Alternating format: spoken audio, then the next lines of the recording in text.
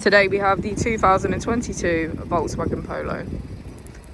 This vehicle has done just over 79,000 miles. It has a manual transmission and a petrol fuel type. To the left of our steering wheel we have cruise control as a feature, and on the right we have voice control and automatic headlights. Moving on to our screen, we can access radio, best today, and thank you. Media, smartphone integration and voice control. On the right we have navigation, Apple and Android CarPlay, our vehicle status and menu.